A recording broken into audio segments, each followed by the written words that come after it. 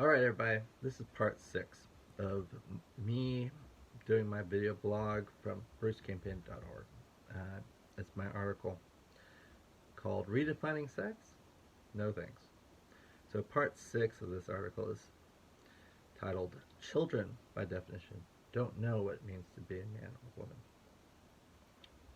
I work for public schools as a bus driver, and I care about all the kids. The middle and high school kids are being indoctrinated in the false belief that someone can change their sex. I've heard 12-year-old girls, plural, talk about being gender non-binary and then move towards trans, changing their names to a boy's name and pronouns to he, him. Their friends have been taught to accept it. There is an online community that encourages it, and the authority figure adults all support it. Anyone who doesn't immediately accept the change in name and pronouns is considered bad people. This is a position also supported by authority figures. As a school employee, we are forced to use the child's self-identified gender, their new names, and their new pronouns. Parents be damned. There are at least 4 kids that run my regular middle and high school routes out of about 30 people claiming themselves as trans. Many more, at least 4 to 8, claim one of the constantly growing gender and sexual orientation terms. Now that's a current observation by me in like a small setting. You know, it's not a statistical survey, but this seems high. And a more authoritative CDC survey from 2021 found that 22.5% of youth identified as other than heterosexual. 22.5%. In 2017, that same CDC survey totaled 9.5% as not heterosexual. What changed between 2017 and 2021? What changed between 2021 and today?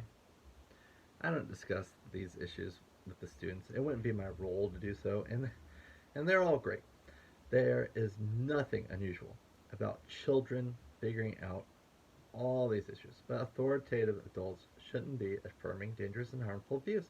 When I was young, having lots of thoughts about sexuality, attraction, gender roles, myself, wondering what's wrong with me, why am I so awkward around girls, etc., was normal, and it was sometimes rather hormonally extreme.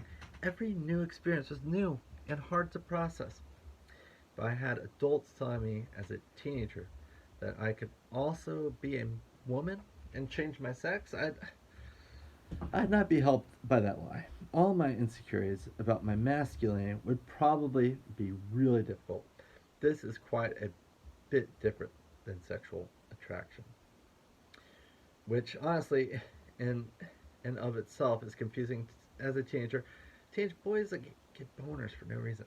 All sorts of absurdities make them horny. I can speak to that from my personal experience as having been a teenage boy. I couldn't say that authoritatively for teenage girls, but I imagine their hormones are surging in all sorts of ways as well. And that said, a teenager may discover during that time that their attraction is towards the same sex. What they cannot know is that they are male bodied, but actually a woman on that time. That's impossible. But if it were possible, it's also impossible to tell. I'm attracted to women. How do I know? I see a woman and I'm attracted to her. I'm a man. How do I know? I have a penis. That's it. I don't feel like a man. I am one. I assume men feel like me, but I don't know how it feels to be a man. I don't even know how other men feel. I just feel the way I feel, and I am a man. There are wide varieties of men and women, and their physicality, thoughts, strengths, and personality. The idea that a 12-year-old girl could know what it feels like to be a man when myself at 42 couldn't describe it is nonsense. All these children are doing is picking up on the stereotypes and the people they admire or resonate with. If they're of the opposite sex, they feel they too must be of the opposite sex. I think that a little boy who wants to be like his mom, emulates her, or the little girl who admires her dad and emulates him, is normal. To say otherwise, to tell children that they must mean that they are the wrong gender, is reinforcing gender stereotypes and harming children's development. Thanks, guys. All right, part 6 is coming out. Is it 6? I think it's 6.